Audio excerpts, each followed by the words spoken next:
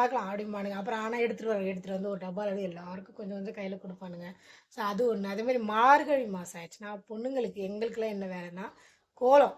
எவ என்னென்ன டிசைன் வச்சுருக்கா இதே உட்காந்து இந்த ஃப்ரீ பீரியடில் உட்காந்து நான் இந்த கோலம் போடுறேன் இந்த கோலம் போடுறேன் அப்படின்னு அந்த மாதம் ஃபுல்லாக அந்த கோலத்தை பற்றி தான் பேச்சு ஓடிட்டு இருக்கும். நான் இந்த கோலம் போட்டேன், நான் அந்த கோலம் போட்டேன் அப்படின்னு சொல்லிட்டு ஸ்கூலுக்கு போகிற வழியிலே கலர் பொடியெலாம் விற்பாங்க. அங்கேருந்து காசு வேறு கொடுத்து விடுவாங்க. ஏன்னா எங்கள் வீட்டுக்கு இதுக்கு தூரமாக அங்கே கடையில் இருக்காது, நாட்டார் கடையில் இருக்கும். இருந்தாலும் இங்கே கொஞ்சம் கலர் டிஃப்ரெண்ட்டாக இருக்குன்னு இங்கே வந்து ஒரு பாக்கெட் ₹1 கலர் பொடி அதை வாங்கிட்டு போய் அந்த மாதம் ஃபுல்லாக பார்த்தீங்கன்னா கலர் கலராக கோலங்கள் போட்டு இதை பார்க்கறதுக்காகவே ஏய் நல்லா இருக்குடி உன் கோலம், நான் காலையில் இந்த பக்கம் வரும்போது பார்த்தேன்டி அப்படின்னு சொல்லுவாங்க. ஸோ இந்த மார்கழி, கார்த்திகை, தை மாதம் நியூ இயருக்கு பார்த்திங்கன்னா வேறு லெவலில் இருக்கும் கோலமே.